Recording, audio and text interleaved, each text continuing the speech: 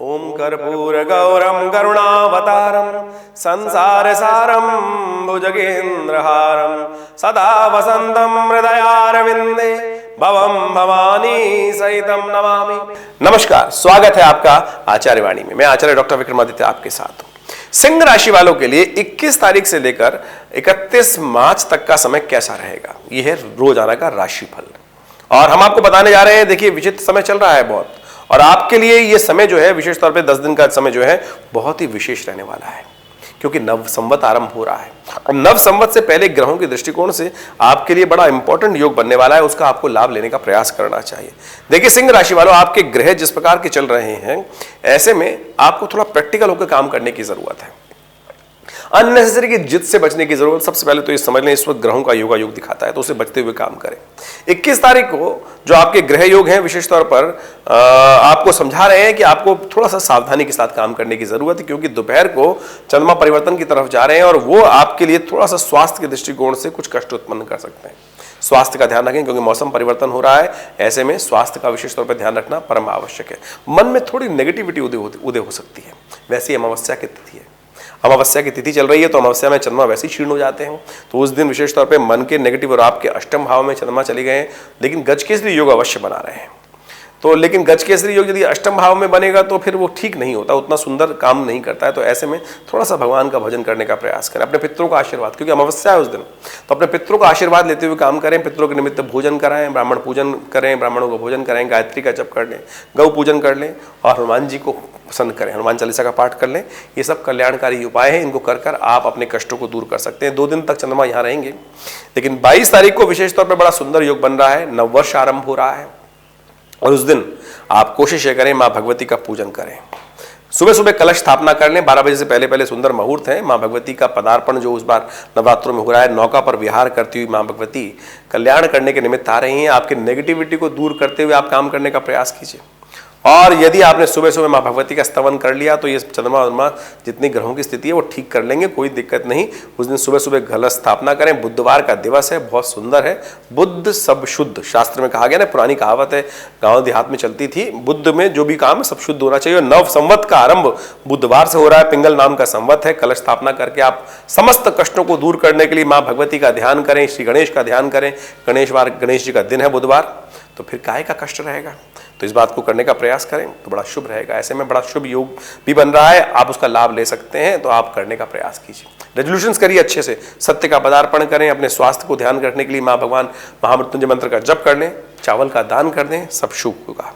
23 तारीख को चंद्रमा प्रवेश करेंगे मेष राशि में, और समय रहेगा करीब करीब 2:11 पर, और ये धर्म भाव में आपके पहुंच जाएंगे। बहुत सुंदर तरीके से धर्म में आप काम करेंगे, धर्मरत होकर काम करेंगे, अच्छे अच्छे विचार मन में आएंगे।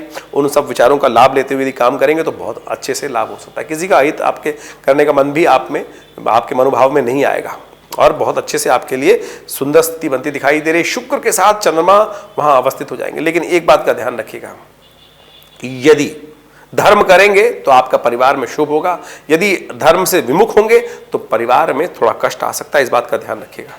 ये योग विशेष तौर पर बन रहा है, तो इस बात का ध्यान रखते हुए नवरात्र का अवसर चल रहा है, तो ऐसे में कोशिश करें अपने समय को सदुपयोग करने का प्रयास करें।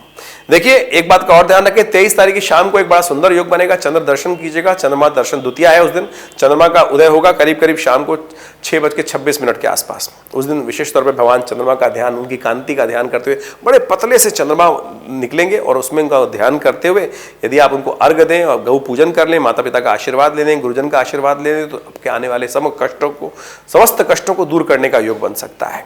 और उसके बाद चंद्रमा की स्थिति जो है 23 तारीख को विशेष तौर पर चंद्रमा जो है वो मेष राशि में दोपहर को प्रवेश करने वाले, वो हमने आपको बताया। 2 दिन तक बड़े सुंदर योग बनाएंगे वहां आपके साथ, लाभ की स्थिति बनाएंगे, संपर्कों को नया साधने का योग दिखाई देता है, और घर में बड़ा सुंदर वातावरण हो सकता है आपके लिए, तो आप इसको सदुपयोग करने का प्रयास करें।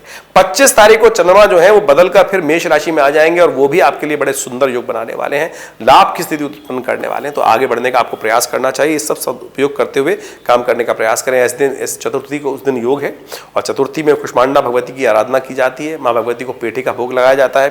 तो आपकी राशि के अनुसार से रक्त वर्ण का सिंदूरी पेठा जो है वो भगवती को अर्पित करने का प्रयास, केसर युक्त सिंदूरी पेठा जो है वो उसका भोग भगवती के समक्ष लगाएं, और देखिए आपके कष्टों को दूर करने के योग बनेंगे और आपके लिए बड़ा अच्छा है कि आपका लाभ आपके साथ बड़े अच्छे से आप काम करने के योग बनाने दिखाई दे रहे हैं। 26-27 तक का ग्रहों का योग इसी प्रकार का चलने वाला है आपके लिए और नए कुछ लाभ की स्थिति बन सकती है, आपके आगे बढ़ने के योग बन सकते हैं। केवल आपको मन में नेगेटिविटी नहीं लानी है और नेगेटिविटी दूर रखते हुए केवल विचारों को ठीक रखते हुए काम करें। उदासीनता से हटकर काम करने का आपको प्रयास करना चाहिए।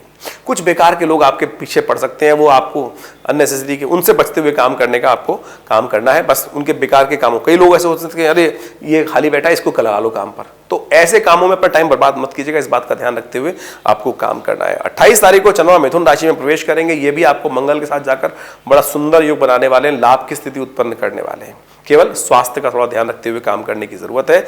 आपके लिए ग्रहों की स्थिति अच्छी रहेगी। 28 तारीख को महाकाल विशेष तौर पर कालरात्रि जी का पूजन किया जाता है।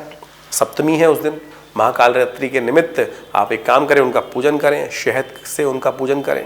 और हमारे यहाँ तो एक विशेष तौर पे पूजन किया जाता है उस दिन, शत्रुओं की शत्रुता समाप्त करने के निमित्त भगवती कालरात्रि के निमित्त सर्वा बाधा प्रशमनम त्रैलोक्यस्य अखिलेश्वरी एवमेव त्वया कार्यम अस्मद् वैरी विनाशनम, इस मंत्र से पीली सरसों से आहुति दी जाती है विशेष तौर पर। ये बड़ा सुंदर है। देखिए हमें शत्रु से बैर नहीं है, शत्रुता से बैर है।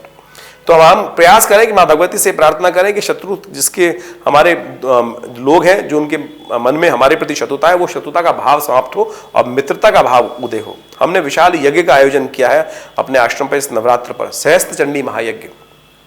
माँ भगवती दुर्गा का शिव विग्रह जो आश्रम पे विराजमान है, जो मुल्तान से 1947 में आया था, उनके सानिध्य में ये हर बार सुंदर यज्ञ का आयोजन किया जाता है। लोग आते हैं, दर्शन करके अपनी मनोकामना पूर्ण करते हैं। आप भी उस यज्ञ में भाग ले सकते हैं इस नवरात्र में। यदि आप आना चाहें तो आप उसके लिए स्थान आरक्षित करने के लिए जो फ़ोन नंबर्स हैं उन पर अपना कॉन्टैक्ट कर सकते हैं। जो बहुत दूर है उनके लिए व्यवस्था बनाई है कि पंडितगण उनके लिए निमित्त बैठ सकते हैं और उनके नाम और गोत्र से यज्ञ कर सकते हैं। इसका लाभ आपको अवश्य लेने का प्रयास करना चाहिए।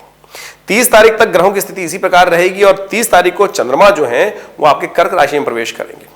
ये चंद्रमा थोड़े क्षीण हो जाएंगे। यहाँ पर चंद्रमा क्षीण हो जाते हैं, थोड़ा सा स्वास्थ्य का ध्यान रखने की जरूरत है, थोड़ा सा अपने इमोशंस को ध्यान रखने की जरूरत है, थोड़ा सा विशेष तौर पे जो धन का नुकसान होने के योग दिखाई देते हैं। ऐसे में यदि उस दिन महानवमी के दिन आप भगवती का विशेष तौर पर पूजन कर लें तो आपके कष्टों को दूर करने के योग बन सकते हैं। इसलिए महानवमी है उस दिन कन्या पूजन विशेष तौर पर करने का प्रयास करें।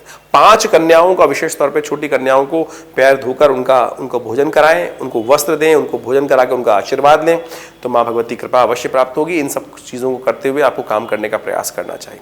31 तारीख की यदि हम बात करें तो ग्रहों की स्थिति को देखते हुए लगता है कि बृहस्पति अस्त होने जा रहे हैं। देखिए, और ऐसे में बृहस्पति के अस्त होने से आपकी राशि के अनुसार से आने वाले समय में कई थोड़े से आपके धन के संबंध में, व्यवसाय के संबंध में, ट्रेडिंग की लाइन के संबंध में और विशेष तौर पर अपनी सुख के संबंध में कई प्रकार के कष्ट उत्पन्न हो सकते हैं। तो ऐसे में सुंदर नवरात्रों का सुंदर आयोजन हो रहा है। तो ऐसे में उस समय भगवती का आराधना करके इस बृहस्पति के जो ये योग में समस्या आ रही है, अस्त होने से बृहस्पति से जो इन भावों में कष्ट होने के योग बनेंगे, उसको ठीक करने का आपको प्रयास करना चाहिए। बड़े सुंदर तरीके से नवरात्र में का आगमन हो रहा है ठीक बृहस्पति के अस्त होने से पहले।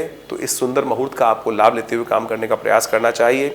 और यदि कोई मन में शंका चल रही हो तो चिंता ना करें, हमारे नंबर्स स्क्रीन पर चल रहे हैं, आप हमसे कॉन्टैक्ट कर सकते हैं अपने प्रश्नों का समाधान जानने के लिए। धन्यवाद, नमस्कार।